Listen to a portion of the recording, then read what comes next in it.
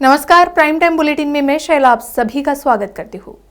महाराष्ट्र के उप मुख्यमंत्री अजित पवार ने छत्रपति शिवाजी महाराज की जयंती पर राज्य के गढ़ किल्लों के रखरखाव को लेकर अपनी प्रतिक्रिया दी, जिसमें उन्होंने कहा कि सीएम उद्धव ठाकरे के नेतृत्व में राज्य के गढ़ किल्लों के लिए 100 करोड़ की निधि खर्च करने की तैयारी है। हालांकि इसे लेकर संबंधित सभी पदाधिकारियों की परमिशन लेने में थोड़ा वक्त लगता है, जिसकी जानकारी अजित पवार ने दी। वहीं मराठा आरक्षण पर भी अजित पवार ने स्थिति साफ करने की कोशिश की। आपण त्याच्यामध्ये सुरुवात केलेली आहे। उद्धव ठाकरे साहेबांच्या नेतृत्वाखाली गड किल्ल्याला गेल्या वर्षी देखील आपण 100 कोटी रुपये ठेवलेले होते। मी आता बघतोय सतत बैठका घेतोय। पुरातत्व विभाग, वन विभाग अशा वेगवेगळ्या विभागाशी संबंधित तो प्रश्न येत असल्यामुळे ह्या सगळ्या परवानग्या घ्यायला थोडासा उशीर लागतो, परंतु निधीची कुठल्याही परिस्थितीत कमतरता आम्ही होऊन देत नाही। यंदा तर रायगड किल्ल्याचं जे काही संवर्धन करण्याचं काम मोठ्या प्रमाणावर हातामध्ये घेतले छत्रपती संभाजीराजे त्याचे प्रमुख म्हणून त्यांना तिथं नेमलेलं आहे आणि बाकीची सगळी टीम तिथं असते।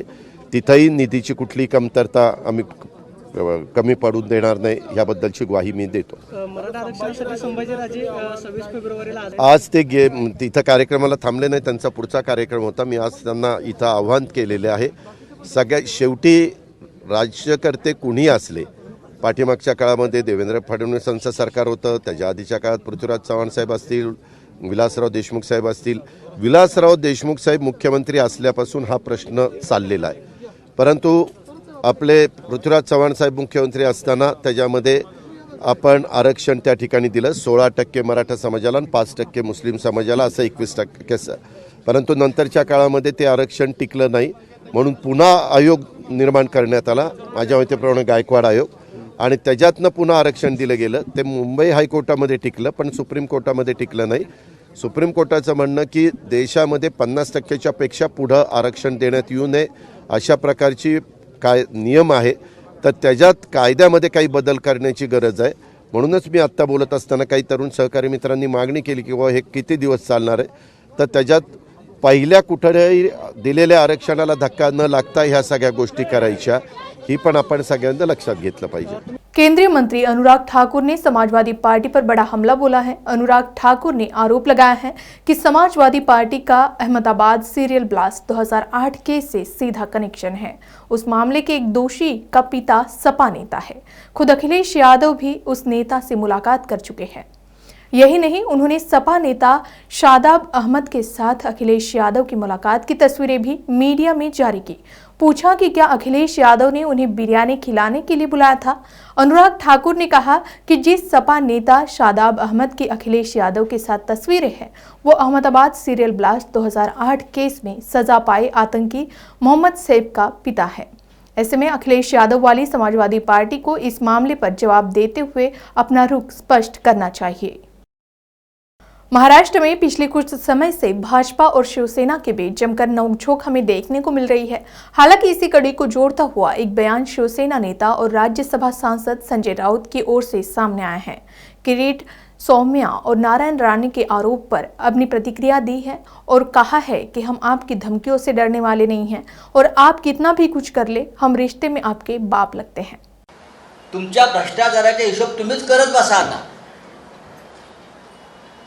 आणि माझं तर स्पष्ट आव्हान आहे, ईडी असेल, सीबीआय असेल, इन्कम टॅक्स असेल, तुम्ही लावा आमच्या मागे, नाही घाबरत आम्ही तुम्हाला। तुम्ही किती धमक्या दिल्यात ना आम्हाला, तरी रिश्ते में हम आपके बाप लगते हैं। रिश्ते में हम आपके बाप लगते हैं, आणि बाप काय असतो हे तुम्हाला यापुढे रोज दिसेल। आम्ही कोणाला टार्गेट बिर्गेट करत नाही। जे आहे आमच्या हातात, जे आता लोक आणून देत आहेत स्वतःहून, ज्यांची लुटमार झालेली आहे गेल्या 5-6 वर्षामध्ये, ते आणून देत आहेत।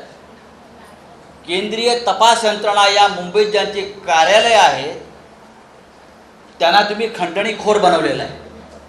उत्तर प्रदेश स्थित रायबरेली में प्रियंका गांधी वाड्रा ने मीडिया से बातचीत की दौरान अप्रत्यक्ष रूप से योगी सरकार पर जमकर निशाना साधा। मीडिया को प्रतिक्रिया देते हुए प्रियंका ने कहा कि इन 5 सालों में यूपी में रायबरेली को वहां की जनता को पूरी तरीके से नकारा गया। प्रियंका ने कहा कि आप मुझे नहीं, संबंधित परिसर में स्थित लोगों में से आपकी किसी को भी ये पूछिए कि बीते 5 सालों में आपकी स्थिति सुधरी या बदतर हुई, आपको जवाब बदतर ही मिलेगा। बीजेपी शासन में मैंने फ़र्क ये देखा कि रायबरेली को तो पूरी तरह से नकारा गया, क्योंकि यहाँ पे जो भी हमने प्रोजेक्ट शुरू किए थे, चाहे वो एम्स हो, चाहे कोई और प्रोजेक्ट शुरू हो, तो सबसे पहले तो ये उनको बंद करने का काम किया गया। दूसरी बात, रायबरेली की जनता को नकारा गया। तीसरी बात, जो महंगाई है, जो बेरोजगारी है, जो किसानों की समस्या है, वो हद से ज़्यादा बढ़ी है।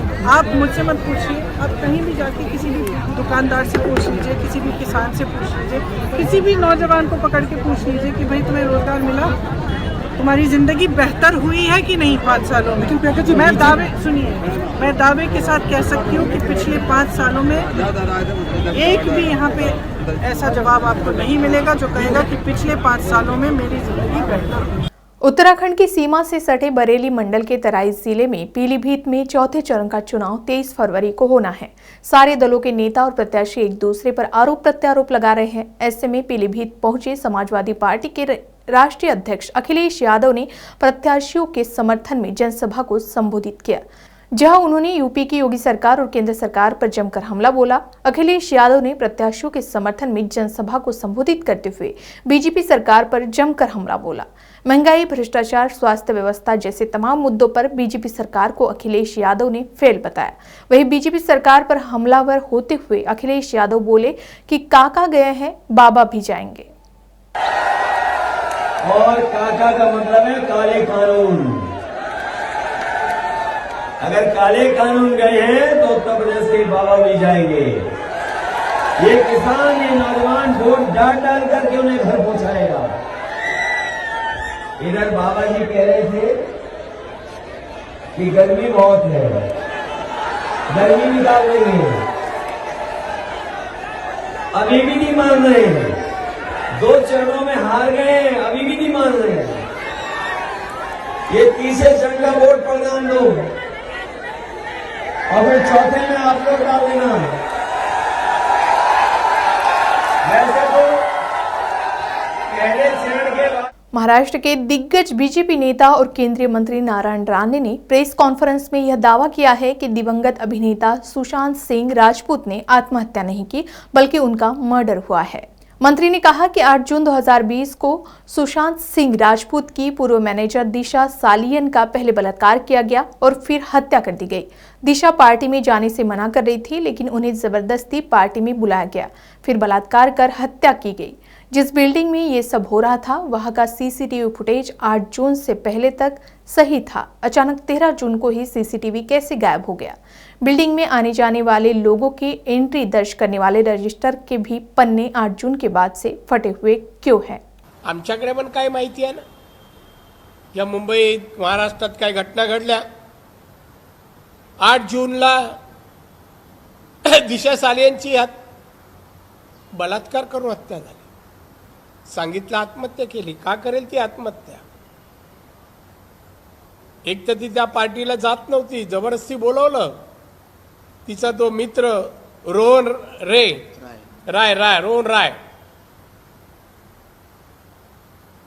आणि त्यानंतर तिला थांबायला सांगितली, थांबली नाही, घरी निघाली। त्यानंतर कोण कोण होते, पोलीस प्रोटेक्शन कोणाला होतं, तिच्यावर बलात्कार होताना बाहेर प्रोटेक्शन कोणाचं होतं? सालियनचा पोस्टमार्टमचा रिपोर्ट अद्याप आला नाही का? 7 महिन्यात यायला पाहिजे। 7 महिन्यात यायला अजून का आला नाही? दिशा सालियन ज्या इमारतीत राहायची ते रजिस्टर त्या दिवसाची 8 जूनची पानं का नाहीत? कोणी फाडली? कोणाला इंटरेस्ट होता? आणि त्यानंतर दिशा सालियन सुशांत सिंग त्याला जेव्हा कळलं तर तो कुठेतरी बोलला, मैं इनको छोडूंगा नहीं. मग ते काही लोक घरी गेले त्याच्या, आणि घरात जाऊन बाचाबाची झाली दिशा सालियनवरून, आणि त्यात बिचाऱ्याची हत्या करण्यात आली. तेव्हा कोणत्या मंत्र्याची गाडी होती, त्या बिल्डिंगचे जे कॅमेरे लागले होते ते गायब कसे झाले, सीसीटीव्ही गायब कशी झाली. तारीख 13 जूनला रात्री सीसीटीव्हीचे कॅमेरे नव्हते, पहिले होते, लोक सांगतात सोसायटीची.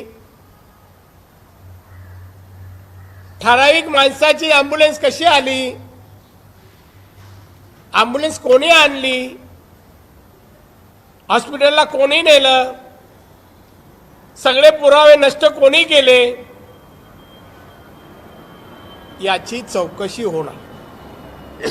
त्यात कोणते अधिकारी होते तेही आता माहिती आहे, ते आता तिकडे राहिले नाहीत, तेही आता उघडं करतील सगळं. आज छत्रपति शिवाजी महाराज की जयंती है, जिसके मद्देनजर महाराष्ट्र में जगह जगह महाराज को मानवंदना दी गई.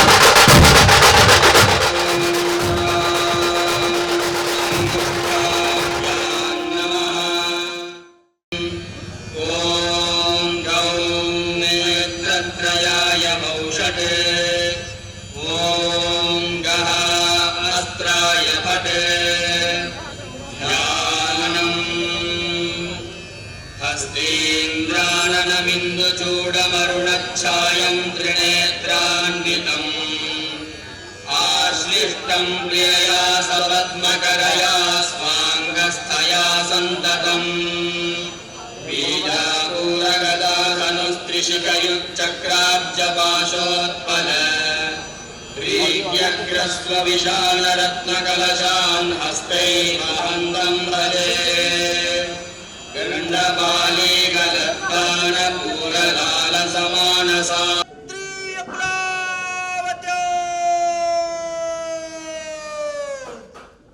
हिंदवी स्वराज्य संस्थापक मुघलदल संहारक शस्त्र पारंगत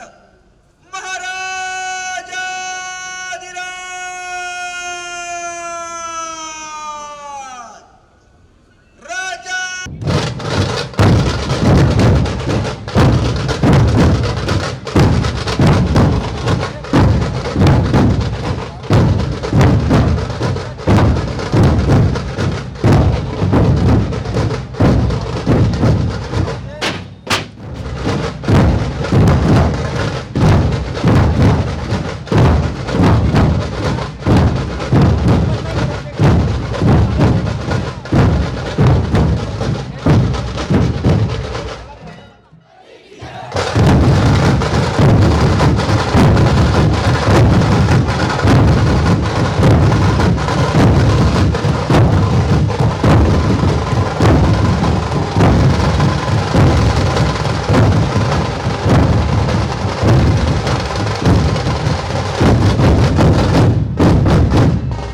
प्राइम टाइम बुलेटिन में अभी के लिए बस इतना ही. खबरों की अधिक जानकारी के लिए आज ही इक्वालिटी न्यूज़ के फेसबुक पेज को फॉलो और लाइक जरूर करें.